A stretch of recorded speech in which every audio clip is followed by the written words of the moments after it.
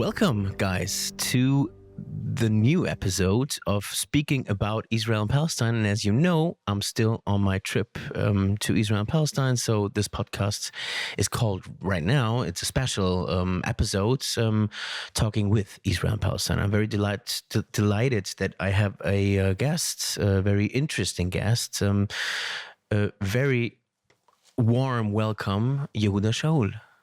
Hi, good to be with you. Thank you very much for taking the time. Could you briefly describe where we are right now? Because, you know, since our listeners don't see what we see now, it's pretty important to let them know where we are right now and what does the space around you look and feel like? Wow, okay, so you're basically in my dining room in Jerusalem, which is, you know, first and foremost, I'm a Jerusalemite. In West or East Jerusalem? West Jerusalem, yeah, West Jerusalem. Yeah, what can I say? I've been living in this apartment. I rent this apartment. It's not. I wish I would have. I wish I would have been able to, you know, own an apartment like this in Jerusalem. I think our listeners can sympathize with the ability of our generation to own apartments. We can incorporate the PayPal links. No. There are much more important causes than me having being an apartment owner in Jerusalem. So I've been renting here for years. I think it's about almost 17, 18 years or so. Been living in this neighborhood. Very lovely place. Yeah, it's home basically. I would like to look into the personal and political identity. There are a couple of articles about you and your work. So you've been called a traitor and a self-hating Jew by critics. Yeah, basically I also got called self-hating Jew. Do you see yourself as a patriot, a dissident? How do you find your political and moral role in Israel society? You know, I was once on a speaking tour in the U.S. and I think it was in the Bay Area where someone kind of like raised his hand and told me, you know, so you're not even a radical. I said, I don't know what you're talking about. I never claimed to be a radical. I just want to live in a democracy. Is that too much to ask? So I don't know about big words. Mm-hmm. I just want to live in a country, in a society, in a democratic society where everybody is equal under the law.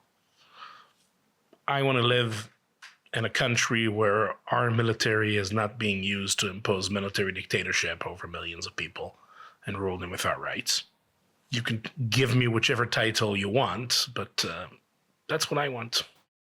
What comes after a negative factor? I mean, we see what is happening in Gaza. We see what is happening in West Bank. So I'm wondering.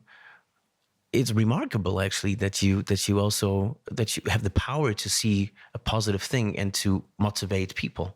Still, the idea that putting our foot over the necks of millions of Palestinians, ruling them forever without rights, will bring stability and peace exploded. Mm-hmm. That's not the recipe for stability. That's the recipe for instability. You don't believe meaningful change can still come from within Israeli society? I mean, you described your side on it, but OFEC targets international. I don't believe we will ever see a reality where a majority of Israeli Jews will march in the streets against occupation because it's immoral.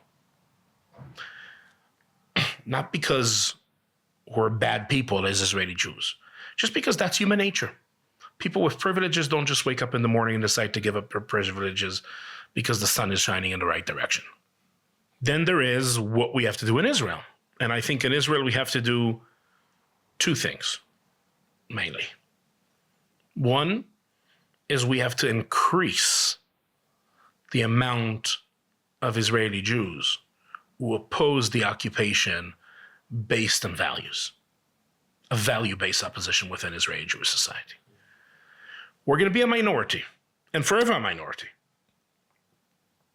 And I think the polls right after October 7, kind of like October 8, put us around, 3%? 4%? I think that's our size. Mm-hmm. But I think if we do the work, we do the job well, we can double. Mm-hmm. I believe there are important liberal pockets within Jewish Israeli society that we can appeal to and we can enlarge. I don't think that reality freezes. Yeah? The reality is very dynamic. The reality in Israel, the reality in Palestine, the reality in Israeli society, the reality in Palestinian society, the reality in internationally. Sometimes the vector is negative. I think maybe that's the better framing to try to put things now in terms of where we are now. We are really in the lowest we've been since 1948, 49 in this conflict. I have to say that we bumped into a group of demonstrators holding pictures of killed Gazans kids on the demonstration, which really was very moving. And they were not attacked by the rest of the protest. And generally speaking, yeah? In a broad rule, I'm saying, yeah? Mm-hmm. Maybe there are a few here or there who will denounce it, but the protest accepts them as an organ within the bigger protest society. And again, I think that is a very positive development. Yeah. The Israeli government has been kind of like rethinking loudly its policy on the siege of blocking all humanitarian aid to Gaza. Why did that happen? What, did Netanyahu and Smotrich wake up one morning and decided, oh, you know what? No. The Palestinians in Gaza are equal human beings to us. They deserve food. We shouldn't starve them. No. Netanyahu said it publicly. Yeah, the leaks from the cabinet meeting say it. Gideon Sa'ar says what? The European Union is considering measures. But it's interesting because 3 years ago, I also visited Hebron, and I spoke to the spokesperson of the settlements in Hebron. Yishai Fleischer. You know that he's now working with Ben Gvir a lot. I know. I saw him. He was on a delegation to the U.S. also. As the translator, yeah. Correct, yeah. And actually he said, because I asked him about the role of Europe, and he said, you know what? Let us do our thing. I think Europe has a lot of their own problems. So it was like a kind of anti-Europe stance that I heard from him, and that's a bit contradictory because like Israel is also receiving weapons from Germany, which is one of the most powerful like member of the European Union. I had the feeling that actually the ultra-religious, nationalists and extremists parties in the government, they don't want the European Union to interfere. But first of all, these guys want the evangelical Christians from the US, the pro-annexation people, to interfere. They don't want the people who are pro-human rights and democracy to interfere. Yeah, this is not a principal position against an international alliance. Rather the opposite. This is a serious value-based struggle over what this place should be. Should it be Kahana, racist, apartheid, religious kingdom here? Yeah? Or we should live in a democracy. That's the fight. Actually, slowly are heading towards the end, and we have to find a somehow optimistic end to this podcast, or not an optimistic end. Depends on your answer. But as someone who has been in this struggle for many years now, we met last time in 2022. What keeps you personally going? I think by now also there is a personal element of the kind of people you meet. in activism. Mm-hmm. Israelis I met, internationals I met, but first and foremost, Palestinians I met. Palestinian nonviolent activists, organizers in Hebron, in the South Hebron Hills, and other parts of the West Bank. You just, you end up forming relationships that that are very meaningful, extremely meaningful to life. But again, I see the fundamental element is in a way very religious. I think maybe for me is, that's my DNA. So it's a bit, it's very easy to wake up in the morning and pray, even though you know that God doesn't listen or God doesn't exist. Yeah, it's kind of like this thing that you just do because you have to do.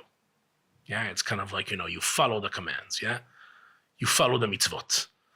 It's for me, it's a very, very simple thing.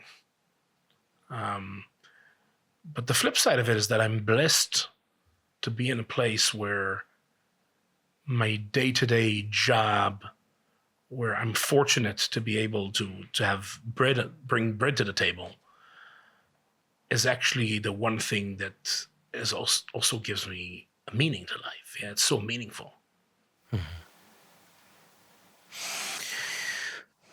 Yehuda, thank you very much for this podcast, for this conversation, for your thoughts on everything around Israel, Palestine, Gaza, but also the international perspective. So more information about Yehuda Shaul you can find in the show notes. And if you like this episode, then please share, comment, and spread it. Spread it with all your people with all the people that you built a relationship with.